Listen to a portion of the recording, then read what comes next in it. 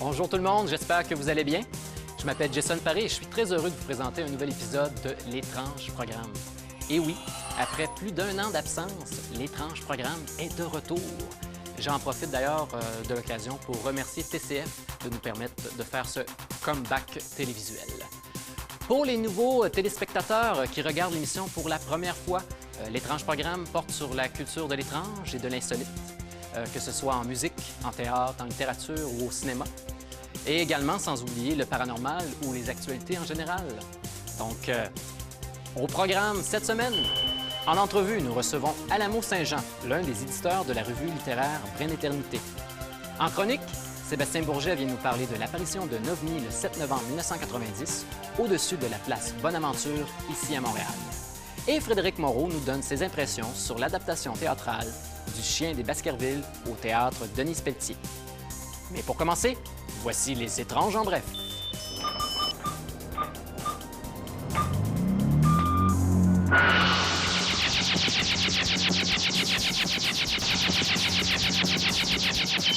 Pologne. Des archéologues auraient découvert, suite à des fouilles dans un ancien cimetière, des tombes où les occupants sont enterrés avec une faucille sur la gorge. En effet, selon d'anciennes croyances, cette pratique permettrait d'empêcher les morts de revenir parmi les vivants. Il est d'ailleurs intéressant de noter que selon d'autres traditions, on déposait une lourde pierre sur le corps du défunt pour l'empêcher de se lever, ou encore on plantait des rosiers autour de la tombe pour que le linceul des morts s'y accroche. Astucieux, ces Polonais. Espagne. On sait que la musique est une bonne chose pour le développement des nouveau-nés. Les futures mamans seront heureuses d'apprendre qu'elles peuvent désormais faire écouter leur musique préférée à leur enfant avant même qu'ils naissent grâce au BabyPod. Comment cela fonctionne-t-il? C'est bien simple. Vous téléchargez votre musique dans l'appareil, vous l'insérez dans vos organes reproducteurs et puis le tour est joué. Un seul point négatif, la technologie développée par une compagnie de Barcelone ne comprend pas le Bluetooth. Donc, si vous voulez écouter la même musique que votre fœtus, vous devez brancher vos écouteurs directement dans l'appareil. Mexique. L'artiste Carsa Sebera a créé des fausses peaux d'ours, comme celles qui se retrouvent devant votre foyer, mais à l'image de trafiquants de drogue mexicains. Des œuvres d'un réalisme saisissant. Selon l'artiste, l'objectif serait de déshumaniser ces criminels. Comme le dit le dicton, il ne faut pas vendre la peau du trafiquant avant de l'avoir tué, car sinon c'est lui qui risque d'avoir la vôtre. C'était mon conseil de la semaine.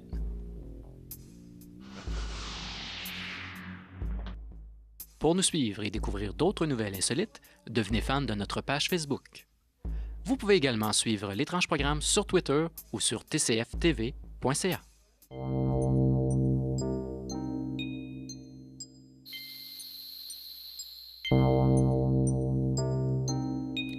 Comme première chronique cette semaine, nous recevons Sébastien Bourget, qui vient nous parler d'une apparition d'OVNI qui a eu lieu à Montréal le 7 novembre 1990. Alors bonjour Sébastien. Salut Jason. Ça va bien? Ça va très bien toi? Oui, merci. Je suis très heureux de te retrouver à l'émission de l'Étrange Programme. C'est plus que réciproque, t'en fais pas.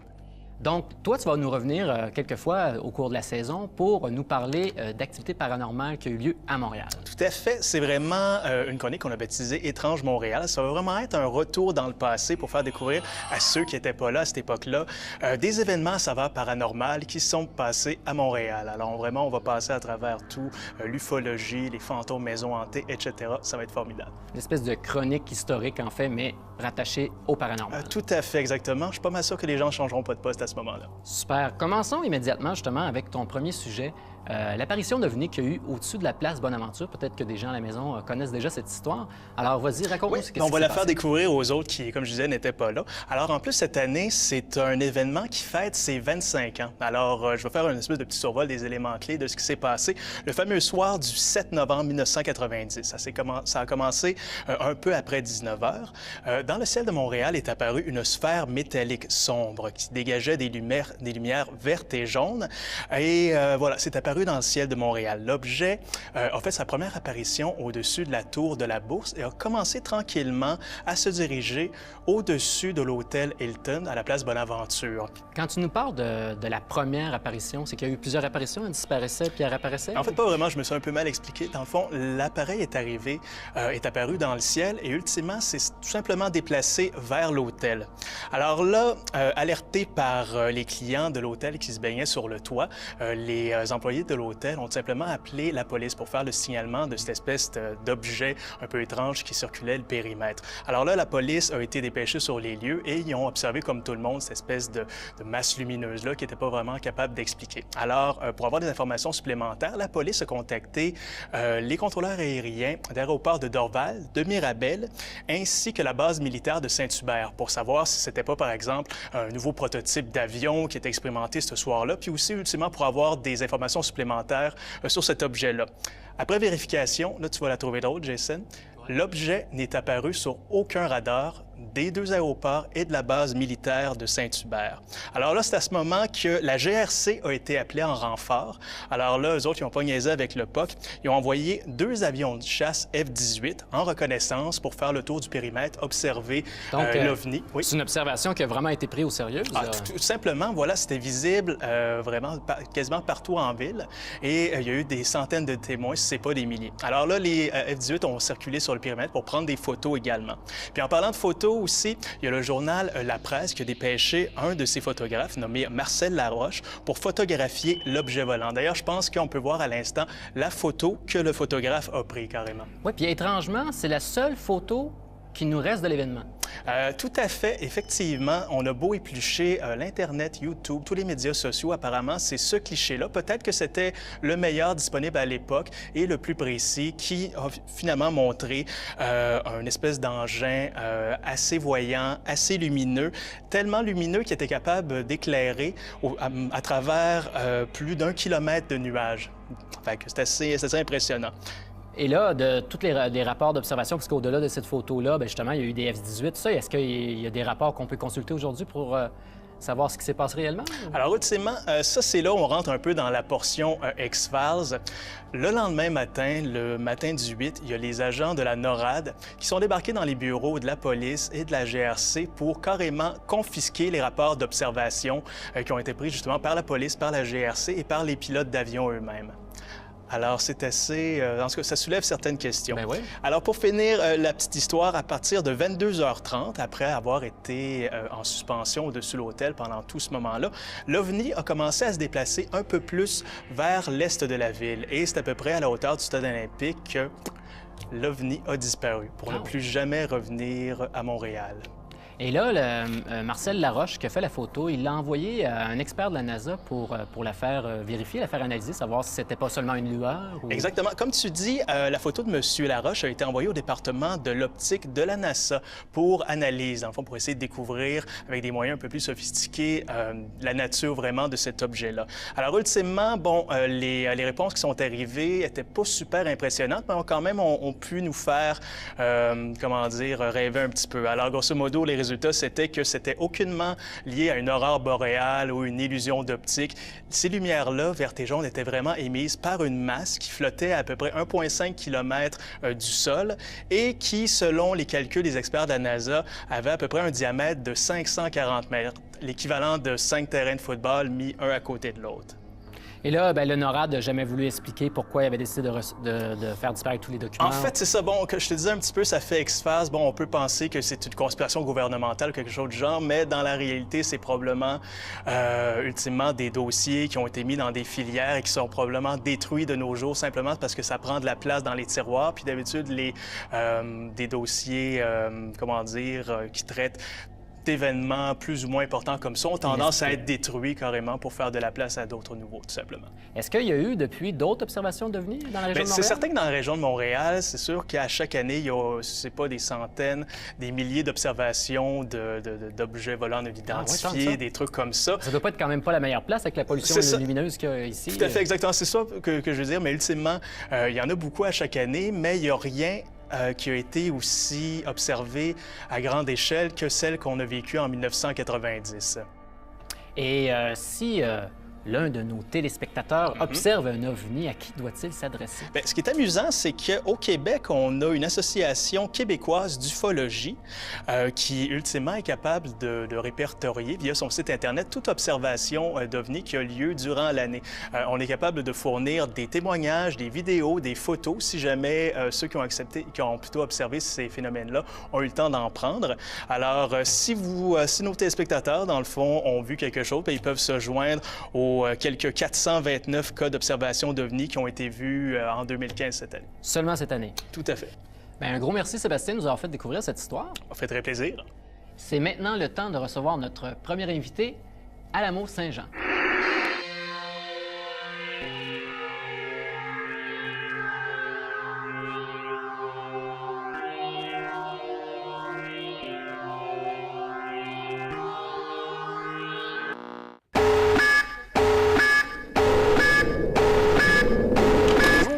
Bonjour. Ça va bien? Salut. Oui, salut.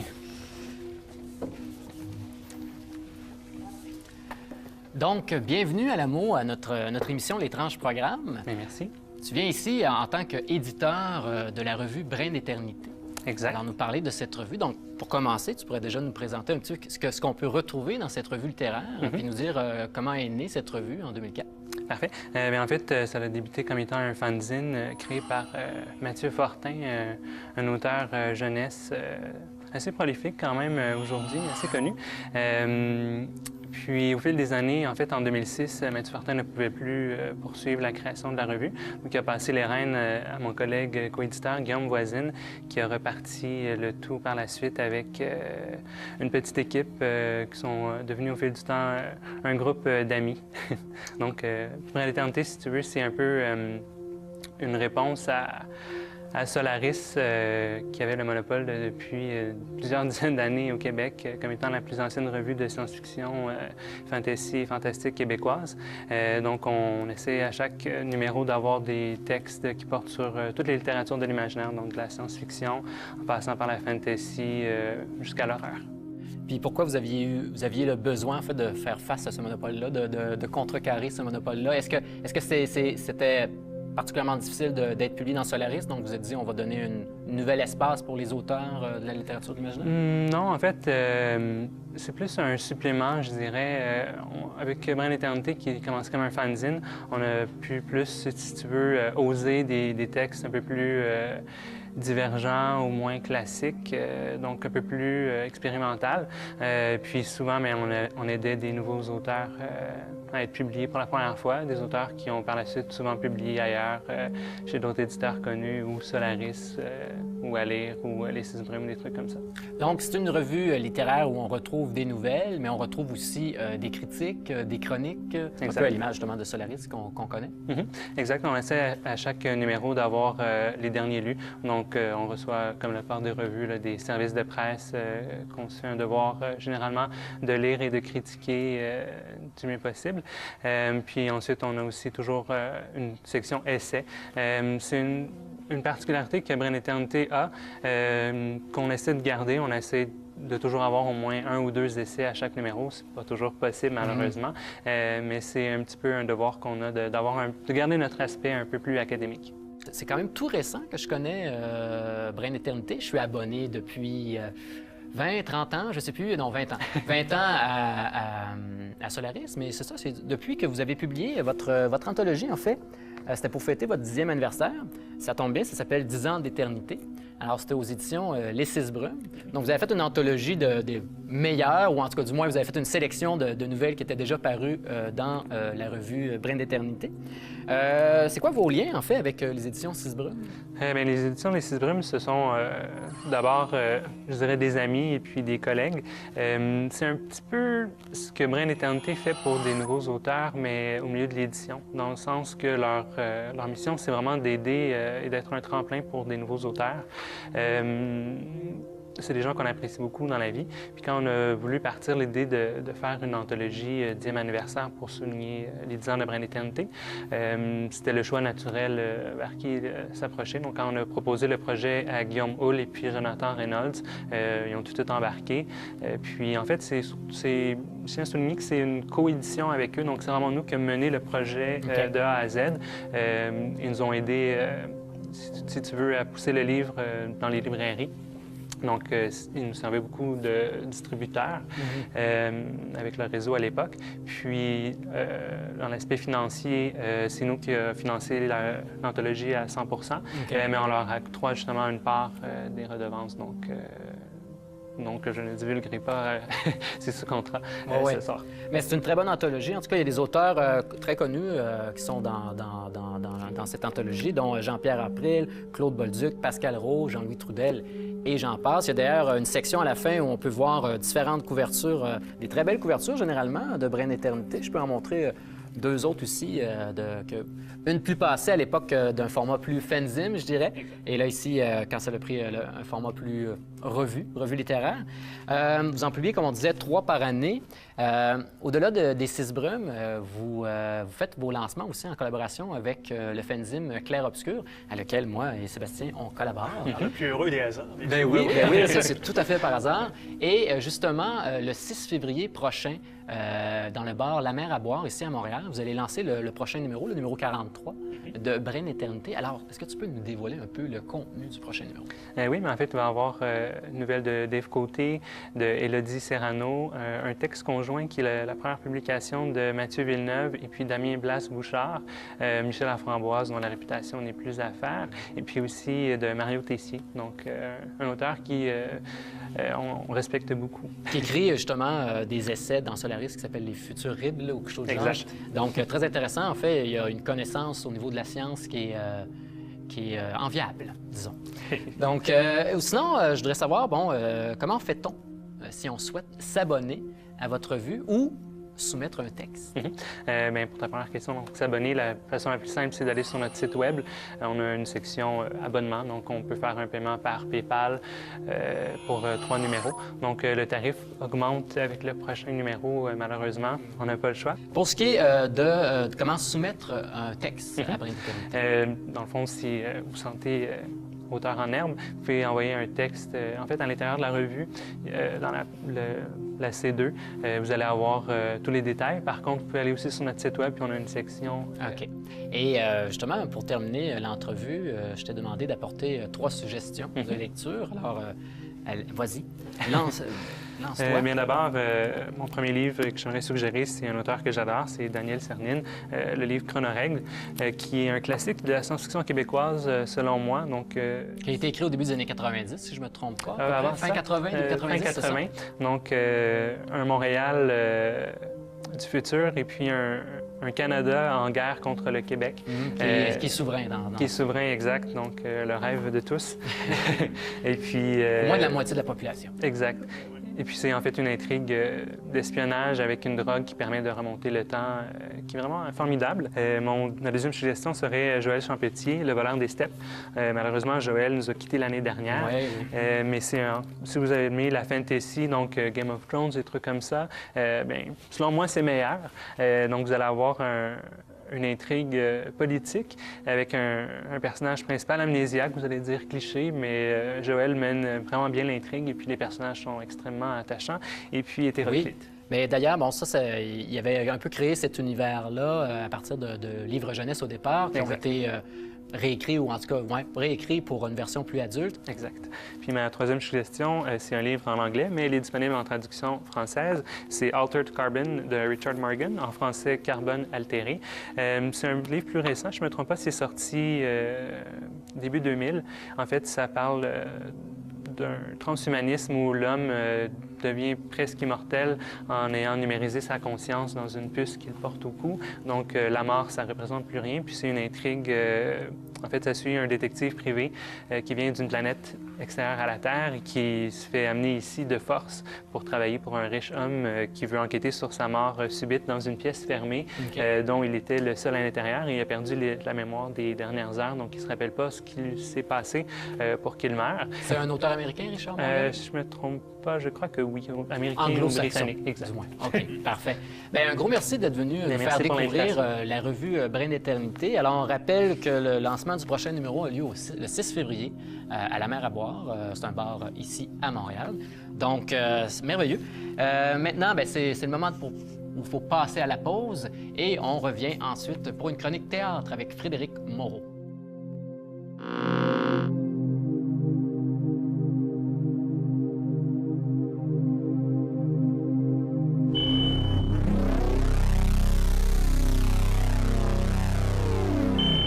De retour à l'étrange programme, nous recevons maintenant Frédéric Moreau en chronique théâtre. Oui, tout à fait, tout à fait. Aujourd'hui, tu viens nous parler d'une adaptation théâtrale du Chien des Baskerville. Exactement. Qui a été, la représentation avait lieu au théâtre Denis Pelletier. Tout à fait, à la salle Fred Barry, la petite salle du théâtre Denis Pelletier, en fait. Donc, Sherlock Holmes et le Chien des Baskerville. Exactement. Oui, c'est ça. Ils ont rajouté Sherlock Holmes au début du nom de la pièce, du titre de la pièce. Parce qu'il y avait peur que les gens ne sachent pas que c'était une adaptation d'un roman de Sherlock Holmes? Ce n'est pas par peur, mais bien parce que c'est aussi centré autour de 3 personnages principaux, donc Sherlock Holmes, Watson et Sir Henry Baskerville, qui est l'héritier des Baskerville, justement.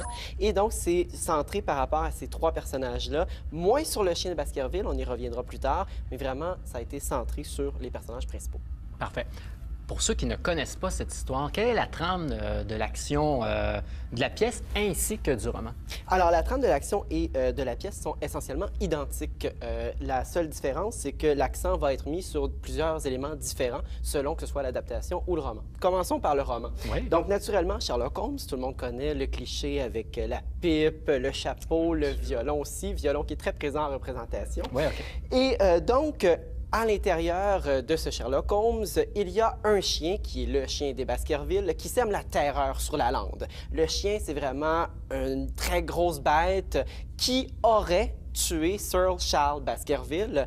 Et le seul héritier de Sir Charles, c'est Sir Henry, qui arrive du Canada, en Angleterre, au manoir des Baskerville. Et on soupçonne qu'il y aura peut-être une autre attaque du fameux chien des Baskerville. Mais qui est le propriétaire? Pourquoi veut-on s'en prendre à Sir Henry Baskerville? Bien, comme dans tout bon roman policier et adaptation ici, il y a une histoire d'argent, on veut s'emparer de l'héritage. Alors, naturellement, c'est ça la trame principale de la base du spectacle.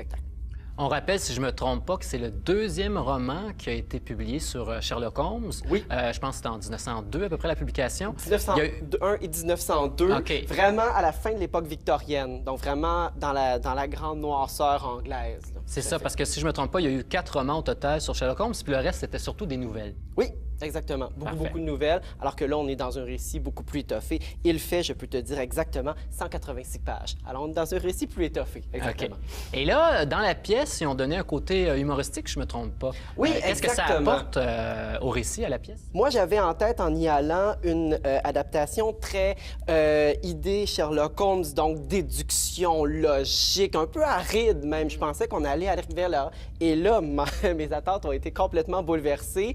Dans les premières minutes du spectacle, on a celui qui interprète Sir Henry Baskerville, qui est Étienne Pilon, qui est un excellent acteur, qui nous présente donc les premières minutes en mime. Il a peur de quelque chose, on sait que c'est un chien, et soudainement, on coupe complètement les conventions théâtrales et les 2 autres acteurs viennent se greffer et viennent dire « Ah non, ça fonctionne pas, on va se reparler de ça et on va vous présenter une pièce sur le chien de Baskerville. » Donc, il y a vraiment des grosses ruptures avec la narration où on se retrouve dans, pas dans pas la mise en scène, mais le travail des acteurs, en fait. Oui, on se retrouve complètement dans le travail des acteurs et aussi, ça permet vraiment d'établir justement beaucoup d'humour de la part des comédiens. Est-ce que ça risque pas de chatouiller un petit peu certains puristes qui sont des amateurs des livres, justement, ou des autres adaptations qui ont été faites, puis que je sais pas, est-ce que ça risque de les déranger en tant que spectateur, ou est-ce que c'est une surprise qui se prend bien, tout ça? Eh bien, c'est à un puriste que tu t'adresses. Et moi, je les ai tous lus, les Sherlock Holmes, et particulièrement adorés aussi dans ma jeunesse. Et là, justement, je m'attendais à ça. Oui. Le génie de cette adaptation-là, qui a été fait en Angleterre d'ailleurs, c'est encore joué en Angleterre et rejoué. Et c'est cette adaptation-là que Frédéric Bélanger a traduit et adapté pour le Québec. OK. Et donc, autour de l'humour, c'est tellement un humour brillant. C'est un humour de travestissement. Autrement dit, il y a 3 comédiens qui font 15 personnages, donc qui n'arrêtent pas de changer de rôle et tout. Et le chien de Baskerville est par définition aussi un travestissement. Donc, Sherlock Holmes se déguise pour aller espionner Watson, qui a été placé tout seul avec Sir Henry Baskerville. Donc, oui, ça fonctionne excessivement bien. Et sinon, ça ne fait qu'exprimer la virtuosité de ces comédiens-là, les 3 comédiens qui sont, ma foi, excellents, qui font justement une quinzaine de rôles, de femme à homme. Donc, ça participe vraiment au suspense. L'humour à l'intérieur de cette pièce-là fait justement que le suspense est encore pris plus au sérieux, au contraire. Donc, si je te suis, tu as bien aimé ça. Presque pas. Non, Non, non, okay. J'ai non, adoré ça. T'as beaucoup aimé ça. Justement, parle-nous des artistes qui sont autour de la pièce, ceux qui ont travaillé sur la pièce, autant les acteurs que derrière. Oui, derrière, donc, l'instigateur de la pièce s'appelle Frédéric Bélanger. Il a été formé à l'École nationale de théâtre. Il a travaillé notamment dans Watatata, Ramdam, etc. Ce qui l'intéresse, il a fondé le théâtre Advienne que pourra avec Sarah Belleux, donc, qui est la directrice générale et qui a fait les costumes du spectacle aussi, qui sont magnifiques. Et donc, les deux ont fait le théâtre Advienne que pourra dans cette idée de pouvoir présenter les classiques de manière dépoussiérée.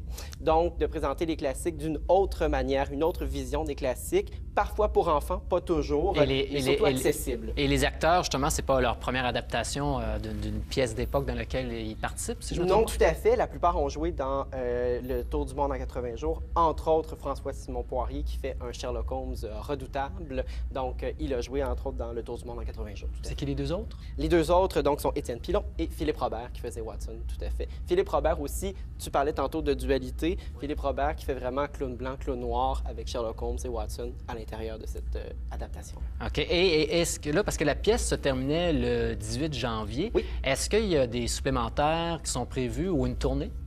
Il y a des tournées qui sont prévues pour l'année prochaine, donc tournées à travers le Québec, et probablement un retour à Montréal. On l'espère fortement. La compagnie a fait plus de 50 représentations du Chien des Baskerville. Donc forcément, ils ont vraiment adoré. Le public aussi, surtout, a adoré la représentation. Et j'espère qu'il va se perpétuer encore parce que c'est de voir un classique remixé comme ça, assez intéressant pour justement mettre l'accent sur d'autres particularités du récit. Entre autres, cette idée que Sir Henry Baskerville, et c'est très vrai quand on lit le récit, c'est pas quelqu'un de très brillant, c'est quelqu'un qui a tendance à être un peu plus perdu dans la vie et ça met juste l'accent sur certains autres caractères du récit. Donc, ça permet de voir autre chose à travers le récit et la relecture du Chien des Baskerville ensuite n'est que meilleure. Ah, super. Bon, bien, ça vaut la peine d'abord. Donc, si ça passe dans votre ville ou si ça repasse à à Montréal, pardon. Je me trompe avec ma ville natale. Ou à Val-d'Or. Ou à Val-d'Or, ça va sûrement passer à Val-d'Or. Allez-y, allez-y. Donc, merci beaucoup. C'est ce qui met fin à notre émission aujourd'hui. Alors, on se revoit la semaine prochaine pour un autre épisode de L'étrange programme.